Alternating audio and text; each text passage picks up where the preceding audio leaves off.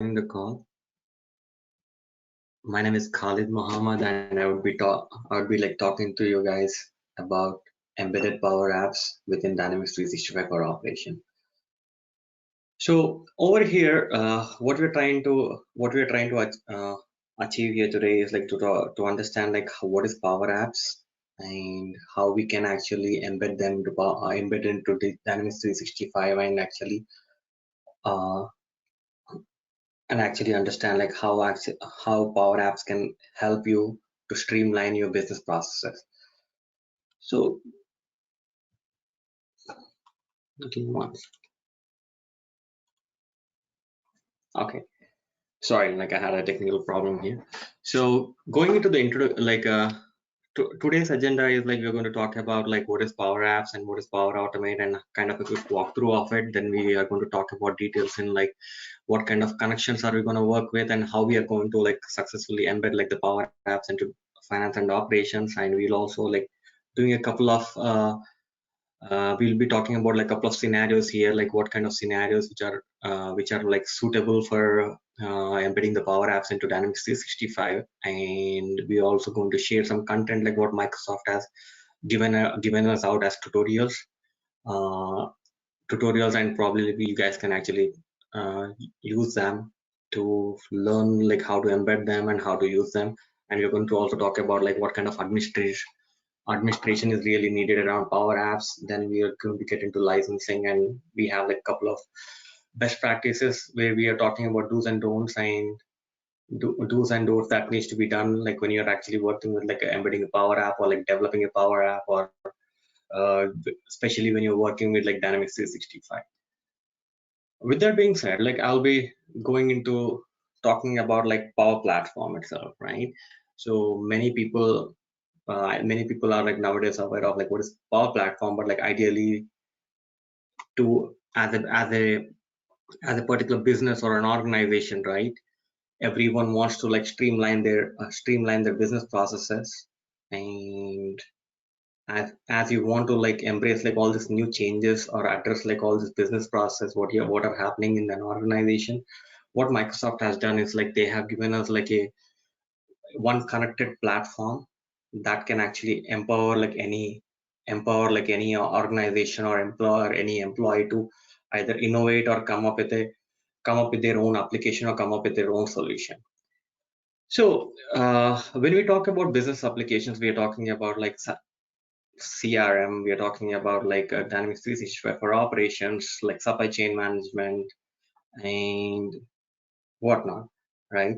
So what Power Platform can do is like it can actually easily integrate you with like Dynamics 365 applications, Office 365, or any kind of like standalone apps as well, whatever are available. So typically, things uh, what you need to consider is when you're trying to build a particular business applications are like these are the few challenges which are kind of which happens in every organization. Like you have like other budget constraints, you have like time and resource constraint, or like we have like a lot of paper process and or we have to do the legacy system maintenance and whatnot.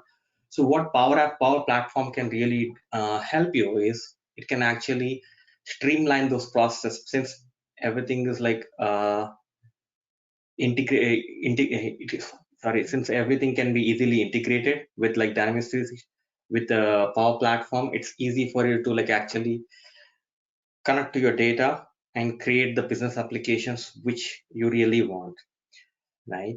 So ideally, like if Power Apps, in other words, right, Power Apps is also like a high productive application development platform which is provided by Microsoft, where you can actually Microsoft has been using this particular platform for like Dynamics 365 for sales, service, field service, and even for talent. So they already have like the like first party applications which are kind of like hosted on this PowerApps platform. And what they have done is like what Microsoft has done is like they have enabled other Office 365 users also to be able to build their own applications and through a work with like to automate your business process with very little code or with low code or low, you can also say like no code, and also like securely publish those application across your organization. So one of the really important thing with any business application is like a security and integrity of the application, and especially with like the Azure Active Directory and the way Microsoft is kind of like going with like OData, going with like OAuth authorization and stuff.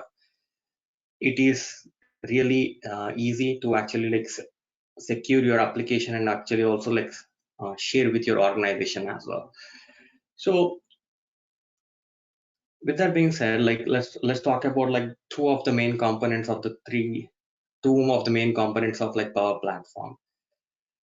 Power Apps. Power Apps is like it is a platform which is provided for like it is a platform which is provided for like Microsoft users to easily build any business application, so you can actually connect to any kind of data source and implement the process.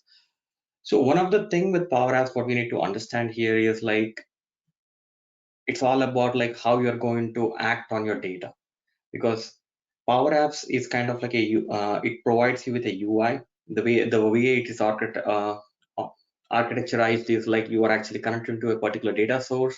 You have like a front end UI of Power Apps on it, and then you'll be acting on those on the particular data source, right? So the actions can be like anything. Either let's say if you're talking about like a simple like a user login application, like basically you're actually like creating a like login application where people can actually log in or log out or check in or check out. So you're creating like a data source for it, like you're actually having a backend data source just as any business application, and then you are providing a Power App front end to it where you can actually simply log into a particular application and log out back, and you're actually recording the logins and logouts. Next like section is like Power Automate, previously called as Flow. It was it has been like it has been brought into like Microsoft world to automate your workflows. It actually works like an integration service in past days, where you can easily like synchronize your files from one system to another system, or like you can like transform any kind of messages or notifications from one application to another application, or it can be application or it can be services. So there is a wide variety of applications that are really supported in Power Automate, or also known as like Microsoft Flow. Uh, Power Automate actually enables the users to do like powerful integrations, and also like powerfully transform like any kind of notifications and notification between like two different applications. It can be two or it can be more, but there are like it's very powerful. With that being said, so we are going to like dig deeper into like Power Apps, because this session is more about like Power Apps and understanding the Power Apps and how we are going to embed them into like Dynamics 365 for operations. So there are three aspects of Power Apps what we really need to understand. One is like the Power Apps workspace. It's also called as like Power Apps web page, or like the main it's nothing but like your cloud development workspace, which is provided by Microsoft. It can be navigated by using like make.powerapps.com. If you have like a proper license, you'll be able to create any apps. You'll be able to like navigate through it. So that's your development workspace you need to be aware of. Next one is like applications, which are there are quite a few applications which are available out of the box.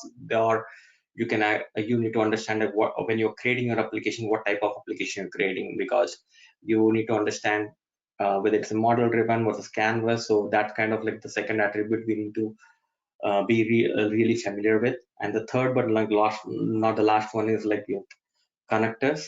Connectors are nothing but like they are going like in past slide we talked about like Microsoft Flow, like how we can actually connect, where we are able to connect from like different data sources, uh, like between different data sources, or like different between different applications and whatnot, right? So connectors, we are going to dig deeper into connectors in next slides.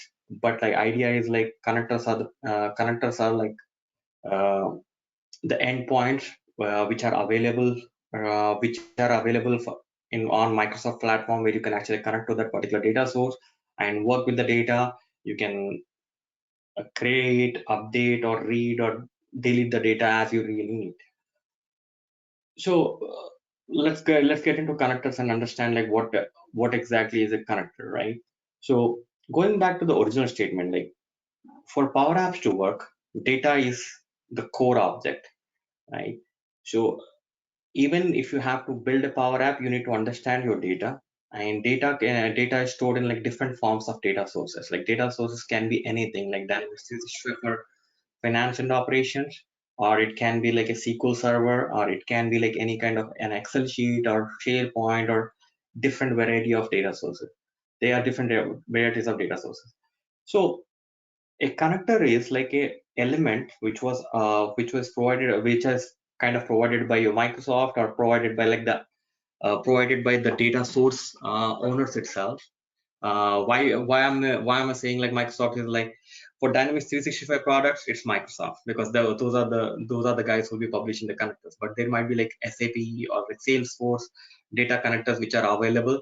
Those are actually provided by those particular vendors, right? Even they also have like we also have like connectors for like Twitter, Slack, and whatnot. So there are like close to like 200 plus public connectors which are available for all the organizations as part of this Microsoft Power Platform. And this is a small example of like what I have captured here, like saying like how you can actually work with the different connectors and whatnot. So there are also like APIs, like where you can actually talk to a custom APIs. Also, custom APIs are nothing but your REST APIs, where you'll be calling to a particular HTTP service and doing an action, or like do a get, post, or any kind of like a data read, right? So after now that we know like what kind of connector examples we have, like where we have like Office 365, Dropbox, and whatnot, we need to understand what is a connection. Connection is nothing but like it's an instance of a connector. So let's say as a Dynamics 365 user, you would see a connector for like Dynamics 365 for finance and operations. But you would be establishing a connection, one connection against your development box versus test box versus production box, right? So that actually is an example for your connection. Like it's nothing but an instance of like your connector, and which you'll be working with. Just to go dig deep, just to dig deeper, like what kind of connector we have? Like we have like Dynamics 365 for finance and operation connector.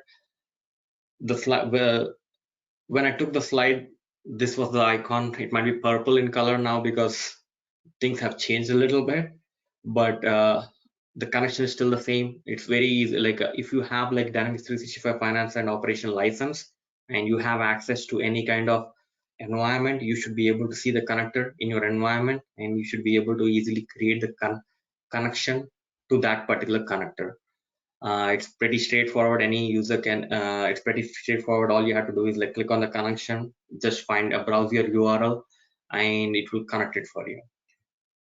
And this connector will work for either when you're working on a Power App or versus a Flow. We can get into like the little details when we go into the demo, but this is what you'll be expecting. With that, uh, with that being said, right, there might be we always think about like, why do we need a Power App when my finance and operations already have like mobile workspaces, right? There are mobile workspaces. There are like things like warehouse mobile device management. Like there are things like project timesheet mobile app, which is kind of available for finance and operations. Like we might always think like, why do we really want a Power App, right? There are like there are quite a few business processes where you really need a way to acquire a particular data. Like for example, let's say like if you're working on a if you're working on like a product like if you're working on like a product receipt, or basically a product receipt process where whenever a product or whenever an order is particularly delivered, and or like order is, or you're working on like order is like picked up, you might want to, or like whenever like a POS has been processed, and like like your vendor is kind of like sending out the shipment to you, and you have a tracking number and you want to track that particular shipment, you can create a simple Power App which can talk to a which can talk to like the shipment service and tell you like the exact location of your product, right? So there are like quite a few scenarios where you really want to create like a mini app which can streamline your business process rather than like having your user to do manual effort, right? And all these kinds of apps can be built with like very low code or no code options. So just to understand like what kind of architecture we'll be really looking at, right? Looking at like when you're talking about like Dynamics 365 and Power Apps and like CDS. So first of all, like on the top left hand side here, we are talking about like Dynamics 365 architecture, where we are talking it has a F&O database and it has an F&O UI. F&O UI, like that's what you're seeing on your like whenever you log into your Dynamics 365 UI. I have like a mock-up copy of the UI, but UI doesn't really look like this, but still mock-up UI what you have, right? Then we have a CDS platform or common data service or common data service, which is nothing but your cloud database. It needs to be purchased separately. It's not provided as part of like the Finland operations license, but it is, yeah, it needs to be purchased separately and it is available. So it needs to be purchased separately, and on that particular CDS environment, that's where you can actually create all your Power Apps and whatnot, right? Uh, so for example, like we are talking about like three different scenarios here, like how you can actually integrate like your F&O with CDS and also like a standalone Power App. On the left hand side corner, we talked about F&O, like how we have a database and a UI. Then we have like CDS. Then we have then originally when we started the conversation, we talked about like how the Power Apps architecture is kind of established, like how you are actually working on a data source and whatnot, right? Now we are going to talk about like how we are actually going to connect to the data.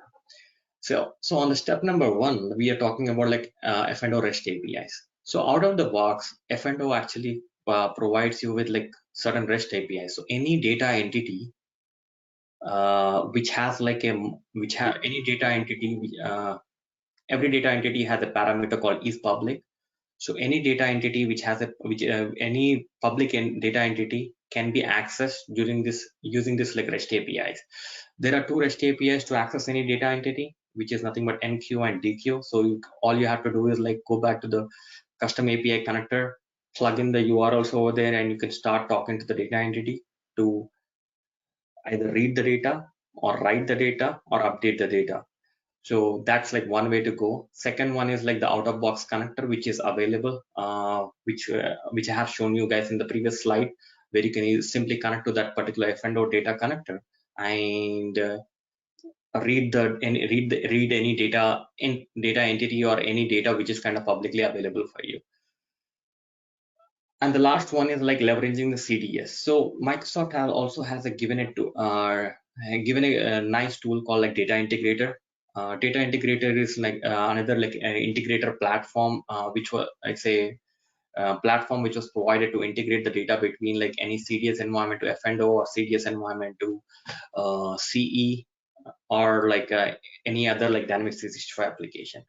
So that is the third option.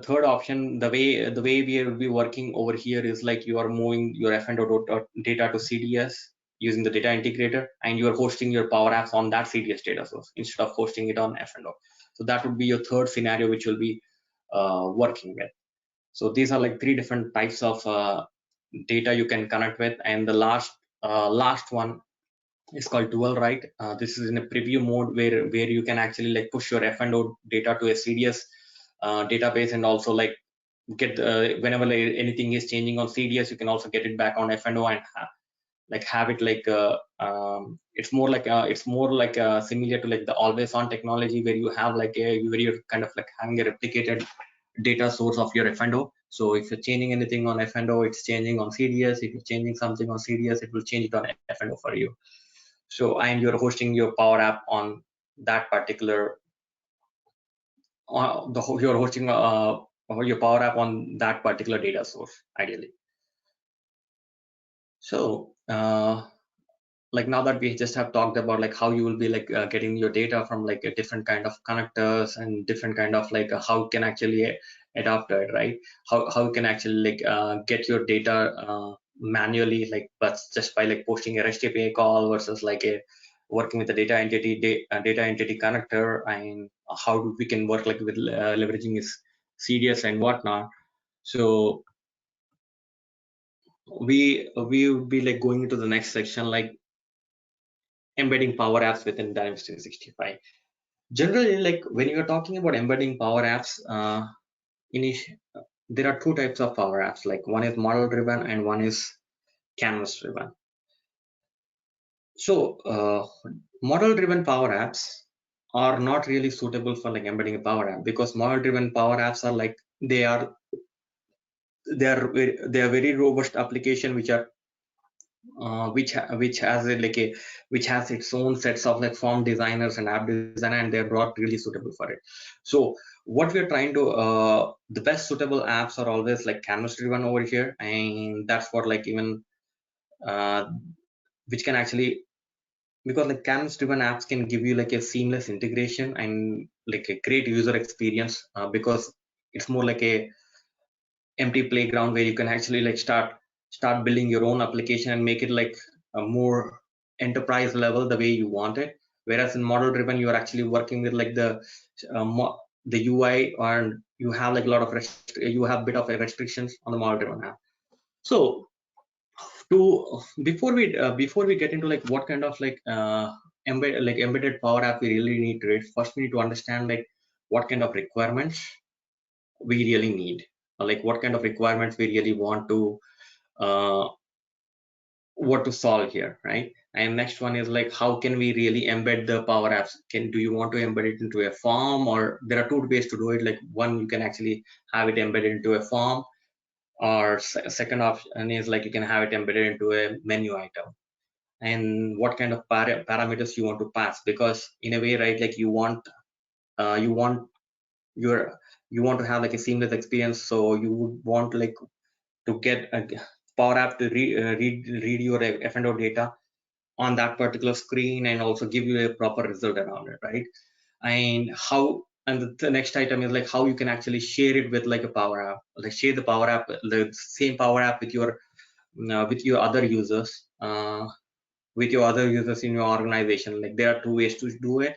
One is like you can share it using embedded Power App actually works closely with the personalization. So if anyone who is familiar with personalization, they already know like you can actually export. There are two ways to share your Power App, like either by exporting and importing the personalization, or you as a system admin, you can get into the personalization section and assign it by a role. So it's kind of like that particular Power App is available to each and every that particular Power App is available to each and every user with that particular role.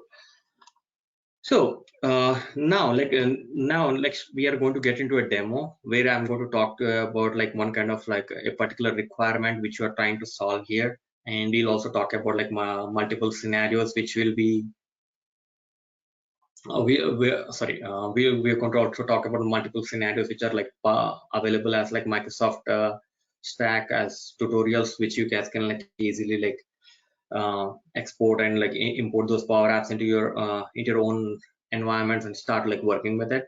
So so this scenario, what I'm kind of trying to show here is like what we are trying to do is like we, as a global organization, or like as a global organization, there are like certain needs about like translations, right? So one of the requirement which was brought into our attention for one of our client was like, they as a global organization, they have like expenses submitted by like multiple like submitted by like submitted in like multiple countries, like in multiple languages. So for example, a person in like person in like China is submitting a expense in their own language, and they happen to they have the tendency to put their comments in like Mandarin, and whereas like a person in Mexico would be like using Spanish to put their comments in and whatnot. So so the idea, and it's really hard when as an expense approver, right? It's really hard for you to read it, like whether what kind of what does this expense really mean, so you can actually like see like whether it's part of your company policy or not to get it approved and get it reimbursed and whatnot. So one of the requirement was like to get it like depending on the like we want the ability to like translate that particular text written by a particular user into like English or like into a particular language, which is particular language wherever the user is kind of like headquarters, right? So like, or the approver is headquarters. Like, so the way is like they can still like our users can like still report their expenses in their own language, but like the approver is actually uh, reading it in like either English as they're headquartered in North America and stuff, right? So what we have done is like we have created a Power App for it, like a simple translator app rather than having to customize anything X++. So we have created like a simple Power App and we have embedded it. So I'm going to I'm going to show you guys like the what kind of Power App we have developed. And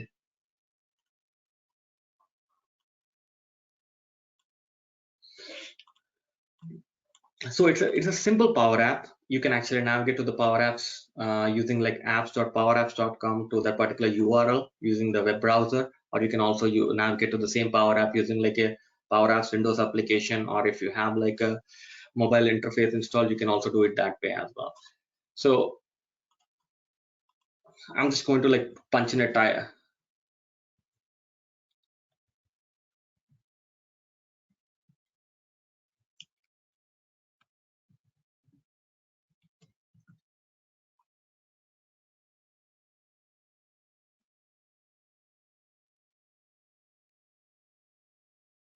So now I'm going to punch in the uh, right transaction number. So one of the warehouse worker has kind of reported like on a particular expense report saying that like he has traveled to warehouse 300, and it's his express comments. And like we have a little Power App which is actually getting the information from your expense report data and posting and translating the language for us, and you can actually click on update and it will update it in F&O. So I just wanted to show you like what kind of Power App we have. Now we are going to talk about like how we can actually embed it and really start like really see like how actually it works. So with that being said, like I'm going into like Dynamics 365 right now.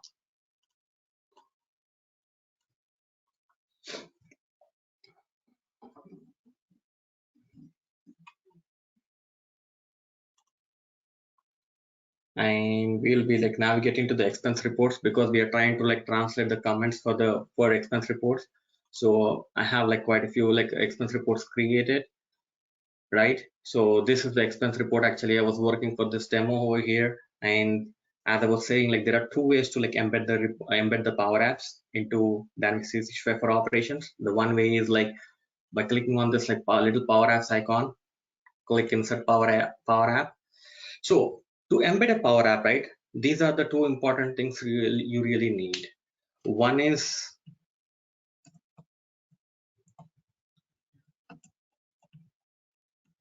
like app ID. App ID can be found like wherever as a developer, like whenever as a developer you are developing something, app ID can be found on your make.powerapps.com.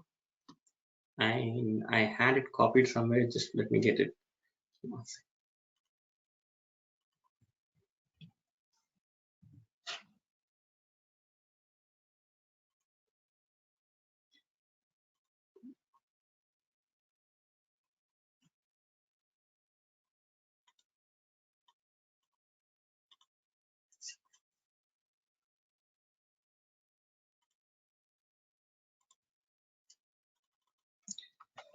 every app ID has like a unique app ID, which gets created by like Microsoft whenever you're creating an app, and this is the UID which you really want to paste it here.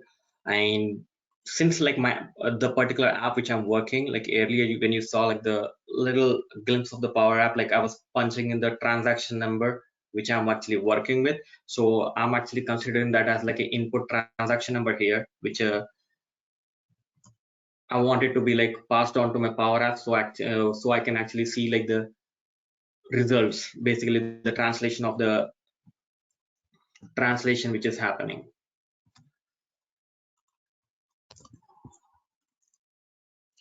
So once you add the Power App, it will ask you to like reload the form. All you have, just refresh your browser.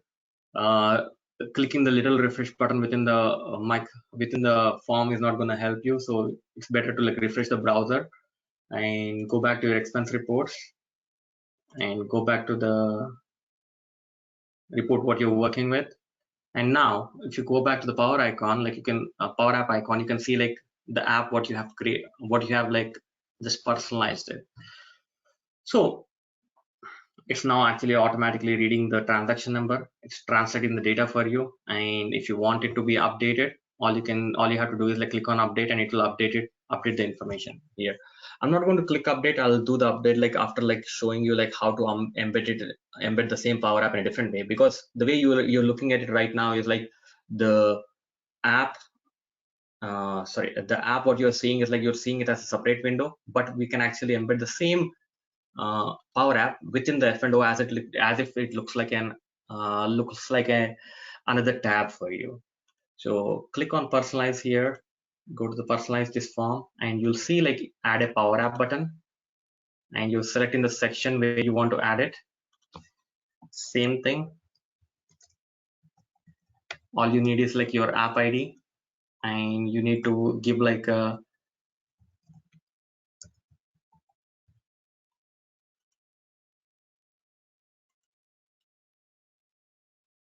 close and reload this app.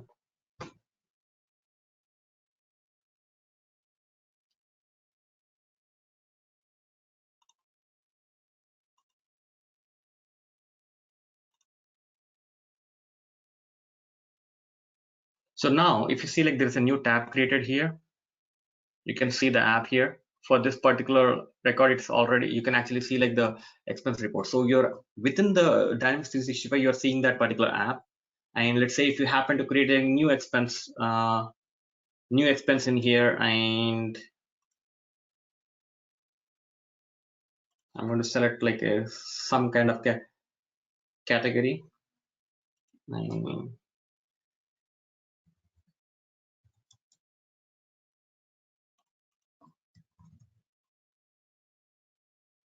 Save this guy.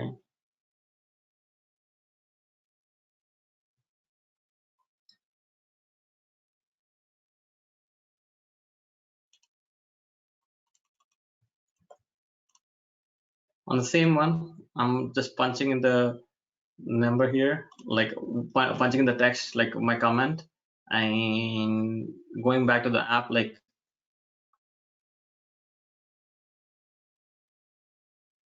can't say.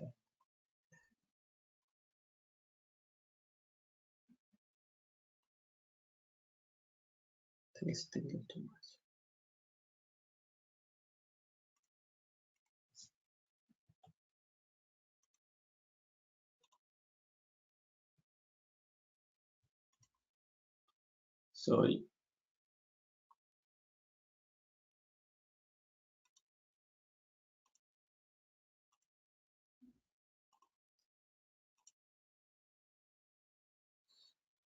So if you see like it actually read the same transaction number again, 763, and it gave me like the different content. So I'm going to change it to like 200 here and click save, and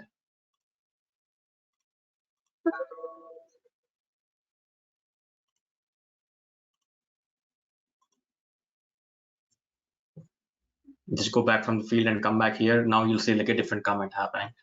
So as per the Power App what we developed, like when you click the update, what it does is like it will translate the information and it actually updates my comment here.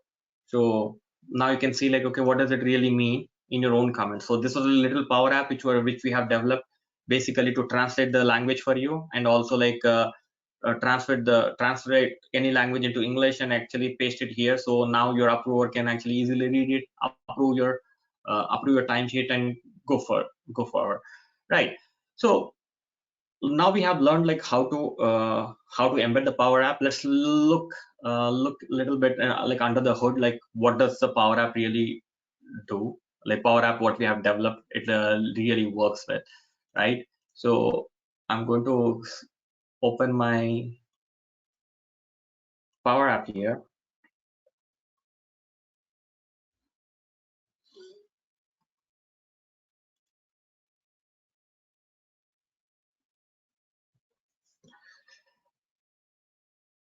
It's a very mini app, like it has like a very few things which you'll be working with.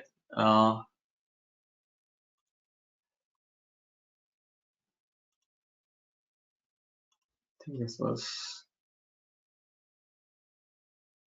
okay. So what we have written, like what we really need is like we're passing, like initially like when you looked at your Power App, like what you're doing is like we're passing like a parameter to it, like a expense transaction number that is going to feed into like this param entity ID. Okay, that's the entity ID. Like whenever the entity ID is kind of changing, so there we have like a on change method written here.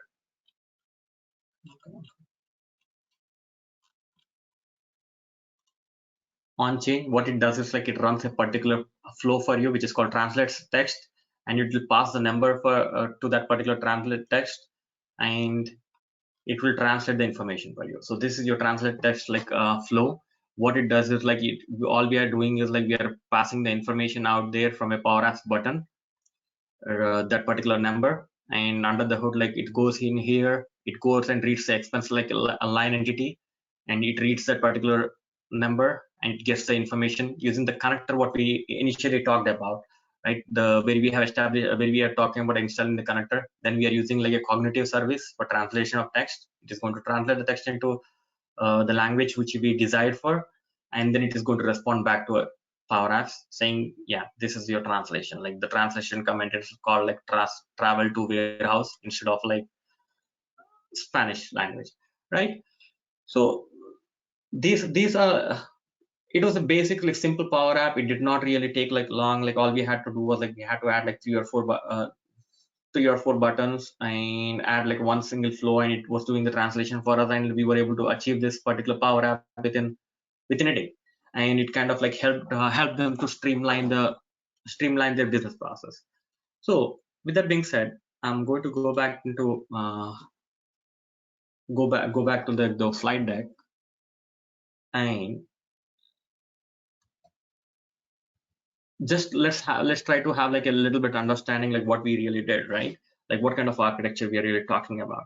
So first thing, from F&O, we used like a expenses expenses entity, and we took that data into common data service, or aka like your flow is actually sitting on your common data service as well. So you are actually reading it on your Power App, and on the Power App, like we have a little bit a small flow which is kind of translating the data information for you and putting the back onto the expense lines using the same entity. So like whenever I click the update button, what it did was like it translated the language and it appended the translation to the expense report in our initial demo, right? So this is like the small architecture what we had developed to simplify like your expense translations and whatnot.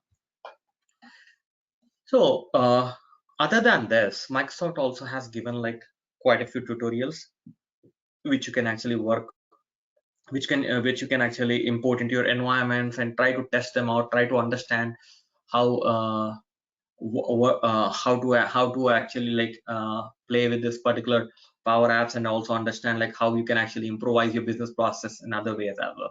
So one of the scenario what Microsoft has given is ability to track your like internal support tickets which are created in DevOps.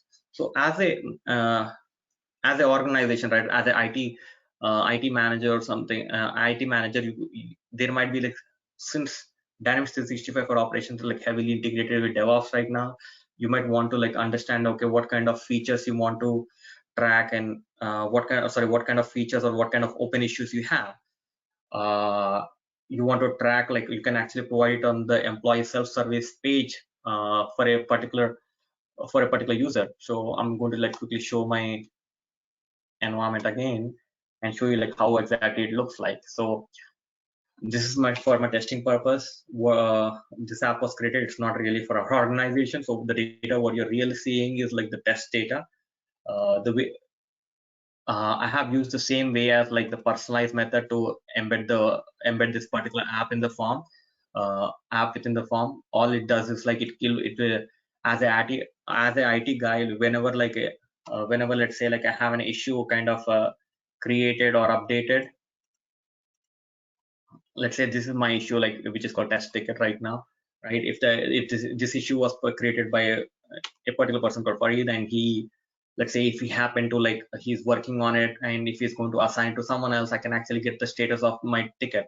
So as a SME, or let's say if you have asked to enhance a particular business process and you want to like monitor like what is your what is the status of your particular issue, what you have asked about, you can actually like simply create a simple Power App where people can actually manage the data. It can be DevOps. Think about it this way, like Power Apps, right? Power Apps can connect with like any kind of data source. So it can be DevOps. You can also like, let's say if you happen to have like a simple Excel sheet where you're tracking the information, even you can embed that, right? So there are like many, like even SharePoint is an option, like any Office 365 tool which can work with like Azure Active Directory can be embedded as a data source. Or like if it has like its own credentials, like or any REST API, any public API data sources or data connections which are available, you can easily embed them and create your own applications which are going to like improve your like business process. One of the main reason why people or like why Microsoft is pushing for Power Platform is like you don't want to like customize or complicate your business first party business application like Dynamics 365 for operations or like sales or anything, because if you're trying to like change the core logic of ERP, the way it should work, uh, it is going to cause you troubles for your upgrades, and you have to keep on like updating it. And especially with the one versions what we have, one version what Microsoft is following, they want to see, they want to make sure like the core integrity of like finance and operations is not lost. In past experience, what we have seen is like we have like a heightened we as an AX developer or like D365 developer, we have a high tendency of modifying the Dynamics 365 because it was like heavily customizable. Now they have like limited the customization. They are trying to limit the customization and give this extensibility points. That way you can actually easily the business process which you don't really want to be in your sitting in your ERP system, you can actually connect to it and work with it using this embedded Power Apps. With that being said, like I will also like give you like another example of tutorial which is available again. Microsoft has done really good job like giving us like samples and stuff to play around, work with it. So another scenario is like after a particular sales order is kind of delivered and you want to get like as a call center person, you want to get a customer feedback, you can easily we have an embedded Power App which you can easily integrate and like get like an overall experience kind of a feedback, so you can actually improve on your product delivery or versus like a product quality or things like that. So right now it might be like it might be, yes, you might not be doing that in ERP system, but you might be doing somewhere else because every shipment system or shipment like every shipment department shipping department actually does that, like they do collect the feedback and whatnot. But in a way like in ERP you're able to do it like within ERP system, even though like your the feedback application is sitting in SharePoint or somewhere else. So let me see if I can show you guys this particular Power App as well, like how it looks like and how you can easily like put your feedback in here. So Over here, like I have used the process of like embedding it to the menu item, the Power App. So click on customer feedback. It will read the data from here, like the sales order number. Basically, it will give you the customer account number, customer name, and if you want to provide any particular feedback, you can provide it, and it will put it in your SharePoint saying like, yeah, delivery was on time. Thank you. Right. So it was a simple Power App which was developed, and again, like Microsoft has provided the source code for you as a tutorial, so you can easily like easily play around with it and easily embed it with your FinOps and see. And honestly, the way it has been projected, like it is a low code one, so you would really be surprised. Like when you look at the code, like it can be done like this app can be really built very faster because of like all the containers or connectors which are available. So now that we have talked about scenarios and stuff, right? Like the next one is like this is one of the most critical one which we need to understand. Like how do you administrate your Power Apps, and where does your Power Apps actually go and sit, right?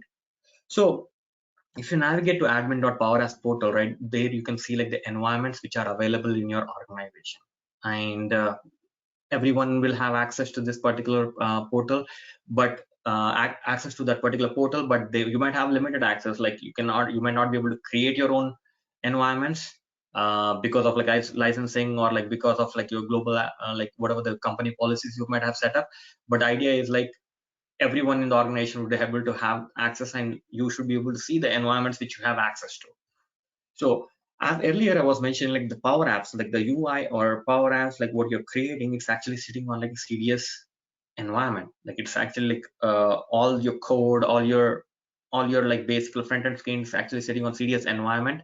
We're not talking data here. Data can also be stored in CDS, but like or even the physical application is actually sitting on your CDS environment as well. And you might want to understand like how like once you get into like admin.powerplatform.com, right, you'd be seeing like what kind of environments you had, and you want to maintain like a different kind of set of environments for your development versus test versus production. And you might want to like also like establish kind of security, saying like you might want to see like whether this particular person can be uh, can be like accessing this particular data or not, because you might want to give access to give like a super privileges for a particular user in a development environment but not in the production environment. So that there are certain things what you can really handle over here. And over here, like if you want to move any Power Apps between environments and whatnot, can be also done as part of like the admin Power Apps portal. And you have like several other abilities, and it also gives you like a nice analytics saying like how many users have logged into your particular Power App and how transactional it is, and it gives you like a nice telemetry, and it will also tell you like if there are any offline issues or things like that.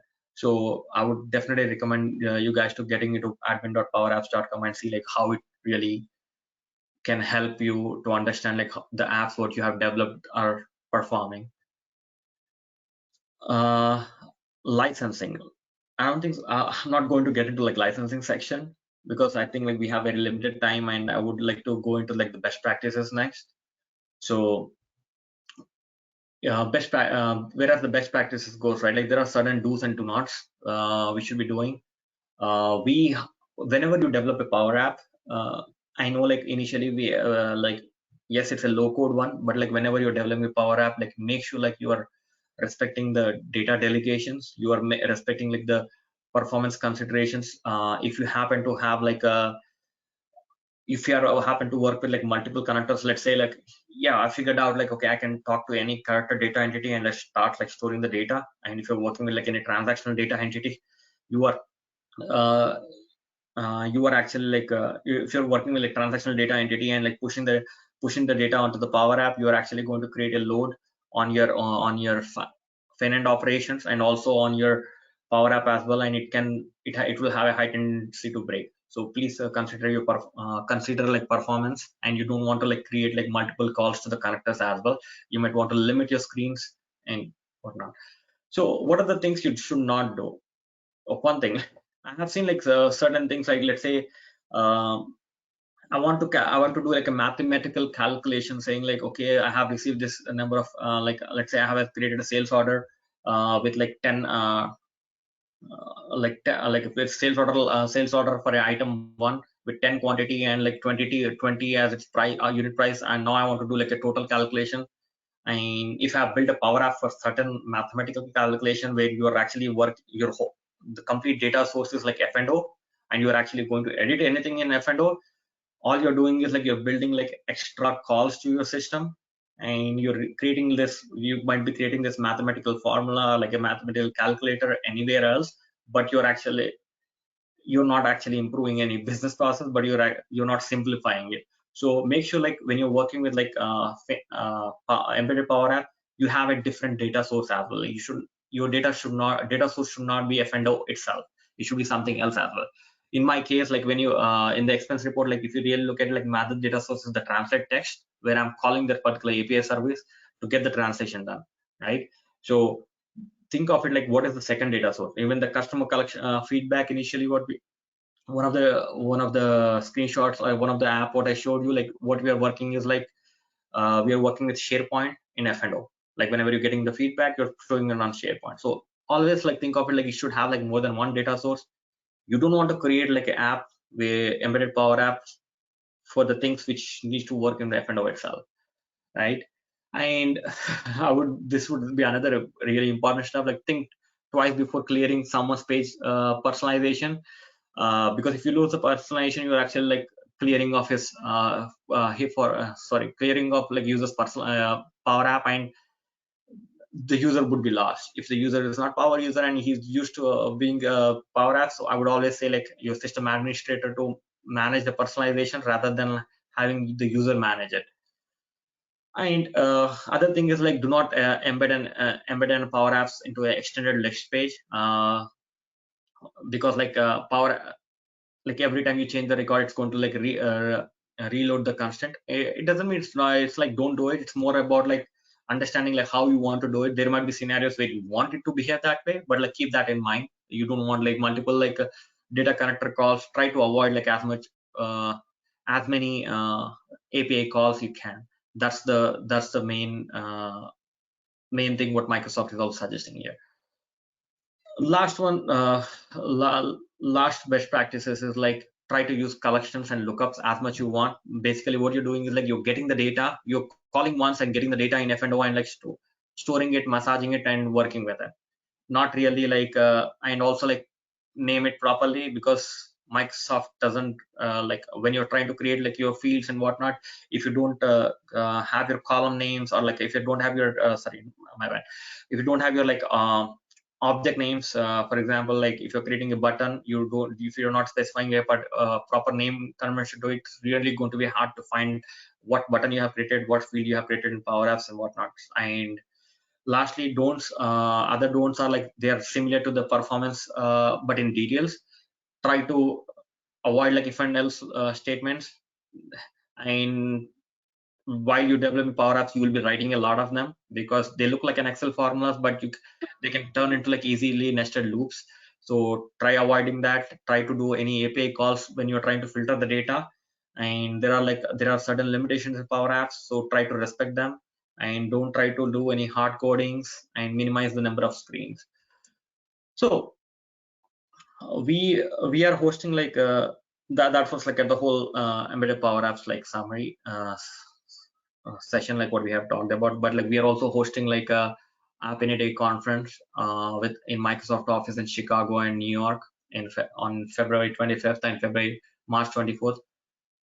If you want to get into like more details of like how to actually build a Power App and to learn like what are the differences and whatnot, this is a free workshop which is provided by Arbella in Microsoft Office in 2 different locations. I would highly recommend people signing up for it if you can make it, because like we'll be doing like hands-on, and you'll be meeting like our technical Power Apps technical experts and whatnot to understand how things are working and how you can actually enhance your business as well. I think I'm done here, Kimia. Like if you have any questions.